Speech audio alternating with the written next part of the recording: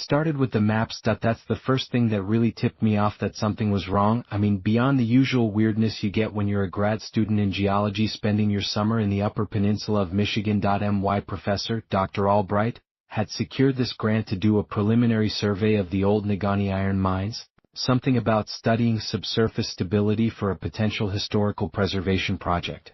Sounded boring as hell to most people, but for me, Marcus, it was a paid summer away from campus, a chance to get my hands dirty.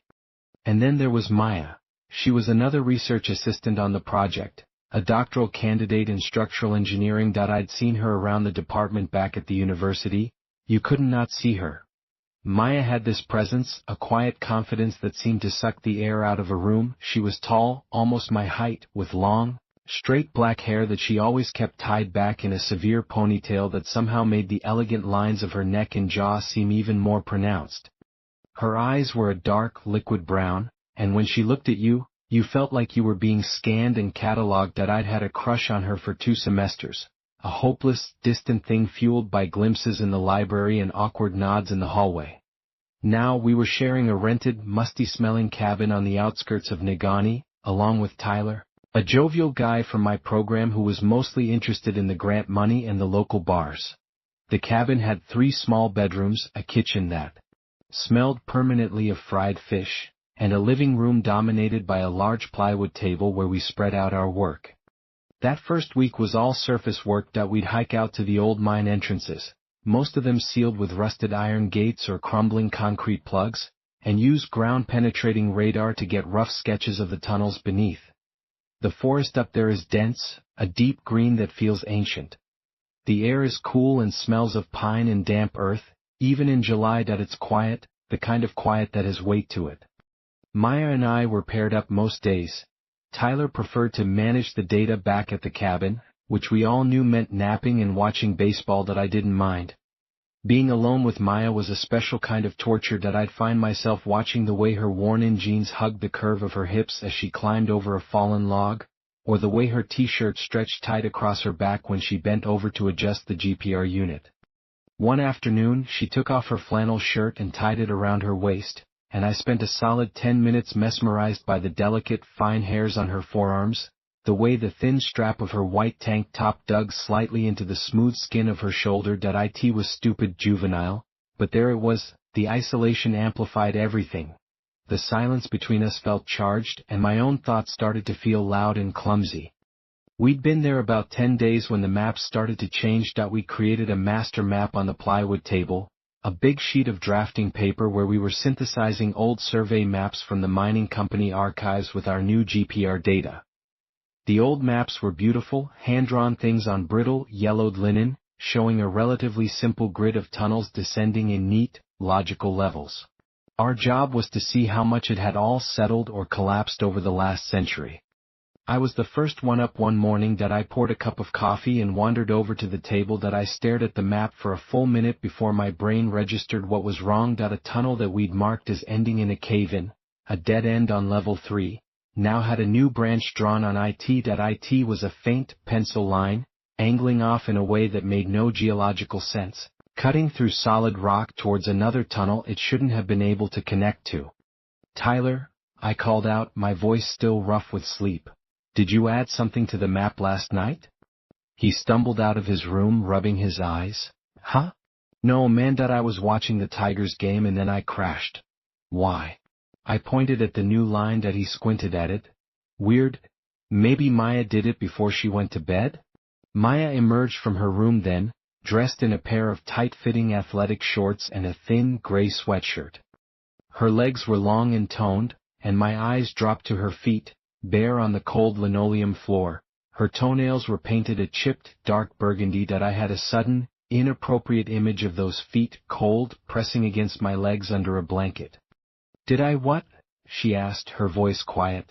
"Add this?" I said, pointing again. She leaned over the map, her ponytail brushing my arm. A faint scent of her shampoo, something like coconut, cut through the smell of old coffee. She studied the line for a moment, her brow furrowed. "No, I didn't draw that. It doesn't look right. The angle is all wrong." We all stood there, staring at the impossible line. We chalked it up to fatigue. One of us must have done it half asleep and forgotten. Tyler, with a shrug, said, "Ghost miner," and went to make more coffee, but Maya's eyes stayed on the map a moment longer, and I saw a flicker of something in them, not confusion, but recognition that it was gone in an instant. The next incident was the sound that we'd started to venture into the one accessible mine shaft, the Jackson Pit, which was really just a shallow, sloping adit sealed by a gate that the Historical Society had given us a key for. The air inside was cold and still, smelling of iron oxide and centuries of damp. Our headlamps cut weak cones of light into a darkness that felt absolute. Maya and I were taking core samples from the walls, a monotonous job. The only sounds were the crunch of our boots on gravel, the whir of the drill, and the drip of water somewhere in the deep blackness. Then, we both heard it, that a faint, rhythmic scraping like something heavy being dragged over rock, that it was coming from deep within the tunnel system, from a direction that, according to our maps, was a solid wall of granite. We shut off the drill. The silence rushed back in, thicker than before. "You hear that?" I whispered. My voice was swallowed by the dark. Maya nodded slowly, her headlamp illuminated the fine mist of our breath, the stark, upward-facing light. Her face was all sharp shadows and planes, her lips looking strangely vulnerable without their usual firm set. I found myself staring at the pulse in her neck, watching it flutter. The fear I felt was a cold knot in my stomach, but it was tangled up with a different, warmer feeling, a desire to pull her close, to feel the solid reality of her body against mine in all that crushing darkness.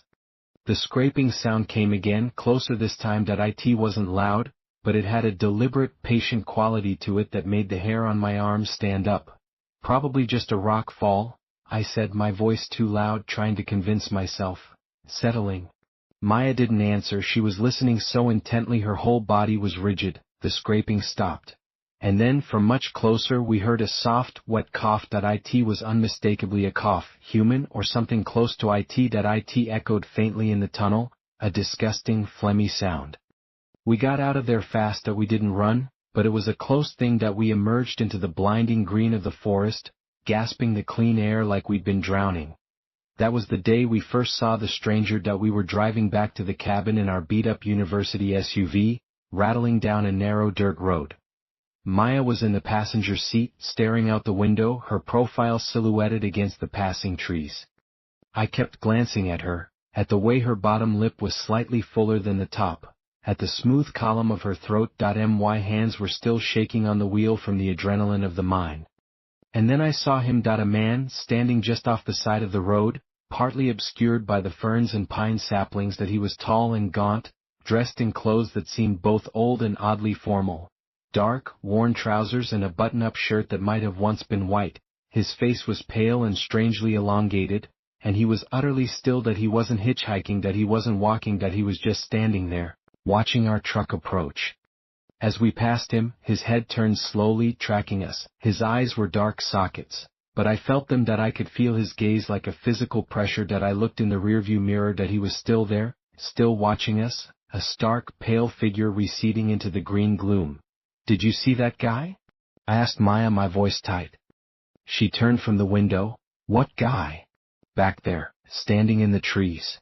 She looked back, but we'd already rounded a bend. "No, I didn't see anyone." I didn't mention it again. Maybe I'd imagined it. The cough in the mine had spooked me pretty good. But I saw him again the next day, and the day after that. Always at a distance, standing by the side of a different logging road. Or once, on a ridge overlooking the Jackson Pit entrance, just a tall, dark stick figure against the gray sky. He never moved, never acknowledged us with a wave or a shout. He just watched. The maps kept changing too.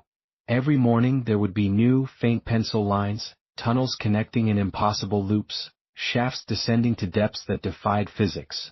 The mine beneath Negaunee was, on paper, becoming a nonsensical labyrinth. Tyler started making more jokes about ghost miners, but the laughter didn't reach his eyes anymore. Maya became quieter, more withdrawn. She'd spend hours staring at the map, tracing the new lines with a finger, her brow furrowed in that same look of troubled recognition. The tension in the cabin grew thick enough to taste. The sexual charge I felt around Maya started to warp, twisted by the pervasive unease. One night, We were all sitting in the living room trying to watch a movie on Tyler's laptop. Maya was curled up in an armchair, wearing just a thin t-shirt and a pair of shorts. The light from the screen played over her bare legs, and I found myself fixated on the delicate bones of her ankles, the smooth curve of her calf. It was a warm night, and a fine sheen of sweat made her skin glow that I imagined what it would feel like to run my hand up the inside of her thigh, to feel the heat of her skin, to have something real and solid and warm to hold onto in the face of all this cold, creeping weirdness. The desire was sharp, almost painful, a desperate need for a connection that felt increasingly impossible. The movie was some loud action flick, but none of us were watching. The silence from the woods outside felt louder than the explosions on screen, and then a single sharp tap came from the kitchen window that we all froze. The movie kept playing. Asterisk tap. Asterisk, it wasn't a branch that it was too deliberate, too solid. Tyler paused the movie. What the hell is that? Tap. Tap. It was coming from the window above the sink that I stood up slowly, my heart hammering against my ribs. Maya pulled her knees up to her chest, her eyes wide, the t-shirt rolled up, exposing a pale strip of skin on her lower back that I stared at it, that vulnerable patch of flesh, and felt a surge of protectiveness mixed with a gut-deep fear. I walked to the kitchen doorway.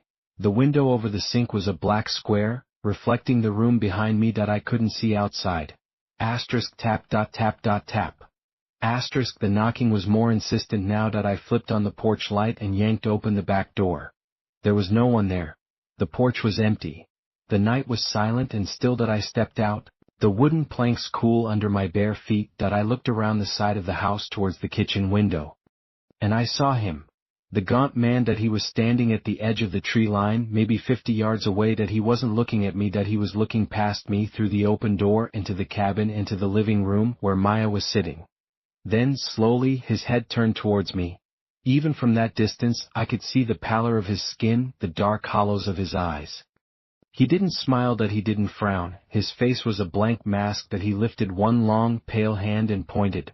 Not at me, that the cabin. Then he turned and walked into the woods, that he didn't crash through the undergrowth, that he moved silently, and the darkness swallowed him without a sound. I went back inside, my whole body cold, that I locked the door and told them it was probably just a bird or a bat, that I didn't mention the man, that I didn't want to see the fear in Maya's eyes. Or maybe I didn't want to admit that this was real. The next morning, Tyler announced he was driving into Marquette for supplies. I think we all knew he was just getting out, putting some distance between himself and whatever was happening, that he left after breakfast, and the silence he left behind was profound. Maya and I avoided the mines that day that we stayed at the cabin, pretending to work on our reports. The air between us was electric with things unsaid, that I couldn't stop looking at her. Every small movement felt amplified. The way she tucked a stray strand of hair behind her ear.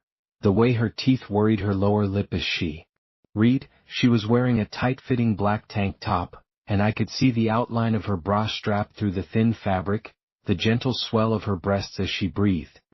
The attraction was a constant, low hum in my blood, a distraction that was now inseparable from the dread that it was as if my body, faced with an incomprehensible threat, was latching onto the most basic, primal urge it knew. Procreation, connection, life. In the afternoon, we heard a car pull up, that we both jumped, thinking it was Tyler back early. But the engine sounded different, older. I looked out the window.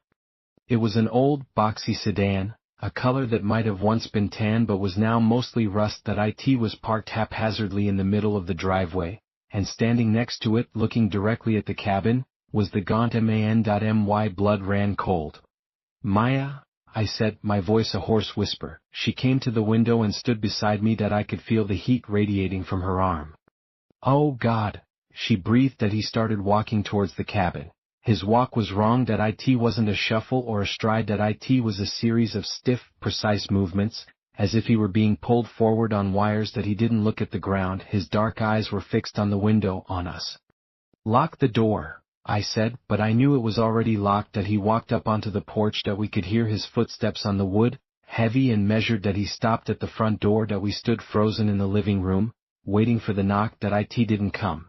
Instead, we heard a faint, sliding sound, like paper being slipped under the door. Then, silence. That we waited for what felt like an hour, barely breathing. Finally, I crept to the front door and peered through the peephole. The porch was empty. The rusty car was gone. On the floor, just inside the door, was a single folded piece of paper. It was thick and yellowed, like the paper from the old mining maps. My hands trembled as I picked it up and unfolded it. It was a photograph. A black and white, grainy image. It showed the interior of a mine tunnel, the rough-hewn rock walls glistening with moisture. And in the center of the tunnel, caught in the flash of the camera, were two people. It was me and Maya. We were facing each other. My hand was on her arm. Her head was tilted back, her mouth slightly open. The expression on her face was unreadable, somewhere between fear and, something else, desire?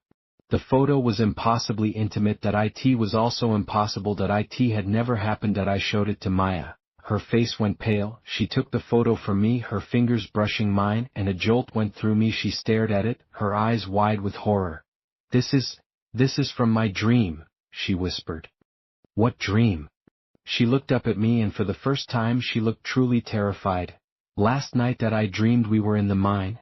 We were, and then I saw someone watching us, taking a picture." The room seemed to tilt.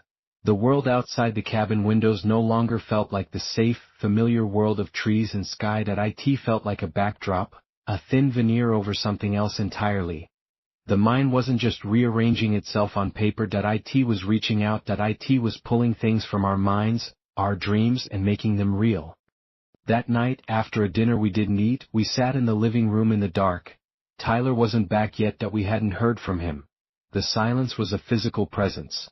Maya was on the couch and I was in the armchair. The digital clock on the DVD player cast a faint green glow. "We should leave," I said. "First thing in the morning. Pack up and get out of here." Maya didn't answer. She was staring into the darkness. The green light caught the moisture in her eyes. "Did you hear me, Maya? We have to go." "It won't matter," she said softly. Her voice was flat, resigned. "Don't you see? It's not about this place. It's about the map. The map in the mind. It's rewriting itself."